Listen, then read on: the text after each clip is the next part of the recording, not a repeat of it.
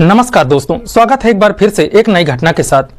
दोस्तों, आज की जो घटना है जिसे मैं सुनाने जा रहा हूं, उसे सुनने के बाद आपको भी कहीं ना कहीं लगेगा कि समाज किस राह पे जा रहा है। समाज में जो नई पीढ़ी उभर रही है वह किस ओर आगे बढ़ रही है। वह कब किसी के साथ ऐसा छल कर दे, कब अपनों के साथ ऐसा घात कर दे, किसी को नहीं पता। दोस्तों, जो आज की सच्ची घटना है वह मानवता को शर्मसार करती है। दोस्तों, एक पिता अपनी जवान बेटी को घर पर छोड़कर पति पत्नी संगम महाकुंभ स्नान के लिए जाते हैं और इधर बेटी अपने प्रेमी के साथ मिलकर उसी से शादी रचा लेती है। दोस्तों, जब पिता को इस बात की भनक लगती है तो उसके ऊपर क्या गुजरती है, आइए जानते हैं इस पूरे घटनाक्रम को। दोस्तों, यह सच्ची घटना है बिहार की। बिहार में एक छोटा सा गांव है। वहीं रघु नाम का एक आदमी जिसकी उम्र 40 साल होती है, उसकी पत्नी का नाम सुनीता होता है जिसकी उम्र 38 साल होती है। इनकी दो बेटियां होती हैं, एक की उम्र 19 साल होती है और एक की उम्र 14 साल होती है। दोस्तों, जो बड़ी बेटी होती है उसका नाम सोनम होता है। दोस्तों, इन लोगों का परिवार बहुत ही प्यार से और बहुत ही संपन्न तरीके से चल रहा था। जो रघु होता है वह दिहाड़ी पर मजदूरी किया करता है। दोस्तों, उसे जहां भी काम मिल जाए वह उसी काम में लगा रहता है। दोस्तों, फिर महाकुंभ प्रयागराज का जो मेला चल रहा है उसी में देश के कोने कोने से और गांवों के कोने कोने से तमाम श्रद्धालु महाकुंभ प्रयागराज के लिए स्नान के लिए जाते हैं। दोस्तों, हर जगह की तरह वहां से भी गांव के कुछ लोग और कुछ औरतें मिलकर प्रयागराज जाने की तैयारी करते हैं। दोस्तों, इधर रघु अपनी पत्नी के साथ संगम स्नान करने की तैयारी बना लेता है और दोस्तों उसके पास कुछ जानवर होते हैं, गाय होती हैं और भैंस होते हैं। उन्हीं के देख रेख के लिए वह तो अपने बच्चों को भी ले जाना चाहता था, लेकिन दोस्तों जो परिवार के लोग होते हैं वह सिर्फ 1-2 दिन ही आपका काम कर सकते हैं, आपके घर की देख रेख कर सकते हैं। लेकिन भरोसा आजकल किसके ऊपर किया जाए, यही सोचकर रघु अपनी दोनों बेटियों को घर पर ही छोड़कर वह अपने बेटियों से कहता है कि बेटा, जो जानवर हैं इनकी देख रेख करना और घर की देख रेख करना, हम लोग 2-3 दिनों में ही कुंभ से आ जाएंगे। दोस्तों, रघु अपने पत्नी के साथ गाँव वालों के साथ प्रयागराज चला जाता है। इधर दोस्तों जो इसकी लड़की सोनम होती है कई लड़कों से फोन पर बात किया करती थी। दोस्तों, इसके माता पिता को भी इस बात की जानकारी थी, इसीलिए पहले वह अपनी बेटी को भी संगम ले जाना चाहते थे। उन्हें शंका थी क्योंकि दोस्तों इसके जो माता पिता थे वह कई बार अपनी बेटी को मारा कूटा भी और उसे काफी समझाया भी करते थे कि बेटा अभी ये सब मत करो, मैं बहुत ही जल्द तुम्हारी शादी कर दूंगा, बस थोड़े पैसे का इंतजाम और हो जाए। फिर वह सोचता था कि मैं कितनी जल्दी अपनी बेटी की। दोस्तों, वह दिहाड़ी पर मजदूरी करता था, ज्यादा अमीर आदमी नहीं था, इसीलिए थोड़ा शादी का बजट भी बनाना जरूरी होता है। इसी सोच के साथ वह सोचता है कि 1-2 साल के अंदर ही मैं अपनी बेटी की शादी कर दूंगा। लेकिन दोस्तों, इसकी जो बेटी होती है इसका इस समय तो प्यार बहुत ही उफान में चल रहा होता है। वह गांव के ही एक लड़के के प्रेम प्रसंग में फंसी हुई थी।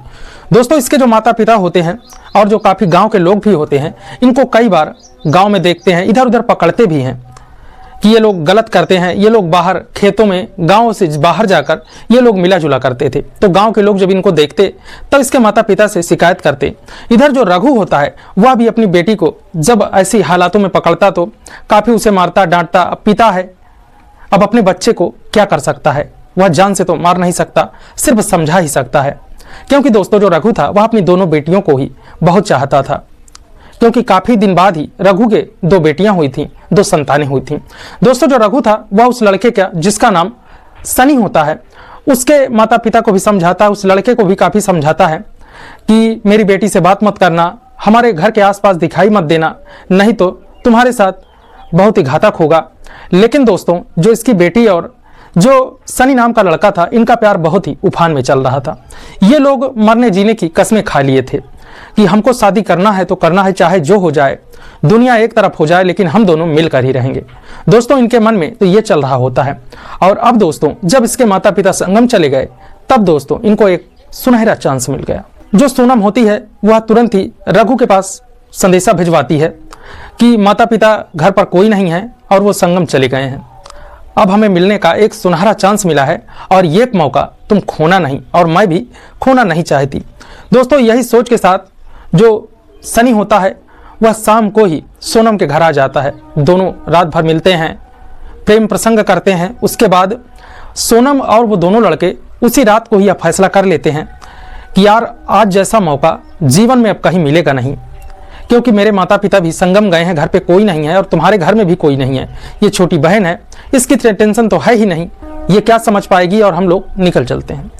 दोस्तों वो दोनों यही प्लान बनाते हैं कि अब इससे सुनहरा मौका हमको मिलेगा नहीं, और जो घर में कुछ जमा पूंजी है इसको तुम ले लो, और जो जमा पूंजी है उसको मैं ले लेता हूँ, और निकल चलते हैं और बाहर चलकर हम लोग कोर्ट मैरिज कर लेंगे। क्योंकि तुम्हारे मम्मी पापा और मेरे मम्मी पापा हम लोग गाँव के ही हैं, इसीलिए हमारे प्यार को समझेंगे नहीं और हमारी शादी होने नहीं देंगे। दोस्तों हालांकि ये दोनों एक ही जात बिरादरी के थे, लेकिन दोस्तों फिर भी गांव का प्यार था और एक ही मोहल्ले की बात थी, इसीलिए इनका प्रेम प्रसंग जो था वह सफल नहीं होता। यही सोचकर ये दोनों दूसरे दिन सुबह 4 बजे के लमसम दोस्तों जो सोनम होती है वह अपने घर से जो जमा पूंजी होती है उसको लेती है और उस लड़के के साथ, सनी के साथ दोस्तों वह निकल जाती है। इधर जब इसकी बहन की नींद खुलती है, वह उठती है, सुबह 7-8 बजे तक देखती है कि बहन कहाँ है। दोस्तों जब समय 12 से 1 का होता है और जब उसकी बहन को यह समझ में आ जाता है कि मेरी दीदी कहीं उस लड़के के साथ भाग तो नहीं गई, फिर जो उसकी 14 साल की बहन होती है वह भी काफ़ी समझदार होती है, वह मोहल्ले में ही जाती है और उस लड़के के घर की तरफ भी जाती है, देखती है कि वह लड़का भी दिखाई नहीं दे रहा। दोस्तों फिर वह क्या करे, अब बच्ची है वो, लेकिन फिर भी वह दूसरे पड़ोस से एक मोबाइल लेती है और वह अपने माता पिता को इस बात की जानकारी देती है कि दीदी सुबह से ही घर पर नहीं है, 12-1 बजे का समय हो गया, पता नहीं कहाँ चली गई, मैं घर पे पापा अकेली हूँ। और दोस्तों उसकी जो छोटी बहन होती है वह अपने पिता के पास फ़ोन करती है और बताती है कि दीदी सुबह 4 बजे से ही घर से गायब हैं और अब समय हो रहा है 12-1 बजे और अभी भी घर नहीं आई, और सुबह का जो जानवरों का चारा पानी था मैंने तो कर दिया है, लेकिन अभी भी दीदी घर पे नहीं है। दोस्तों उसके पिता को अब समझते देर नहीं लगती, वह तुरंत ही समझ जाता है कि मेरी बेटी ने इस बात का गलत फायदा उठा लिया हमारे ना रहने का। दोस्तों उसके पिता आनंद फानन में वहाँ स्नान करने के बाद जल्दी से घर पहुँचते हैं और पूरे घटनाक्रम को देखते हैं और जानते हैं। तब दोस्तों 2 दिन का समय बीत चुका होता है। इधर दोस्तों उसके जो पिता होते हैं काफ़ी पता लगाते हैं उस लड़के के बारे में, वो लड़का भी गायब होता है, इनकी लड़की भी गायब होती है। उनको पूरा 100 में 100% डाउट हो जाता है कि हमारी लड़की को लेकर वही लड़का भाग चुका है। दोस्तों वह तुरंत ही पास के थाने में जाता है, कंप्लेन करता है।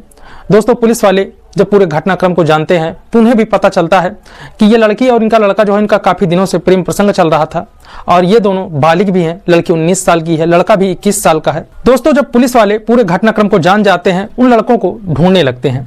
दोस्तों फिर 1 से 2 हफ्ते बाद वह लोग एक वीडियो बनाते हैं और वीडियो बनाने के बाद घर में दोस्तों वह सेंड करते हैं और घर के मोबाइल में ही भेजते हैं कि हम दोनों लोगों ने अपने मन से, अपने राजी से दोनों लोगों ने शादी कर ली है, हमें आप ढूंढने की कोशिश ना करें। और हम लोग हम लोगों ने मंदिर में शादी कर ली है और हम लोग दोनों खुश हैं और हम लोग यहीं अपना जीवन व्यापन करेंगे। हम लोगों को आप लोग परेशान मत कीजिए, नहीं तो हम कानूनी कार्रवाई करेंगे।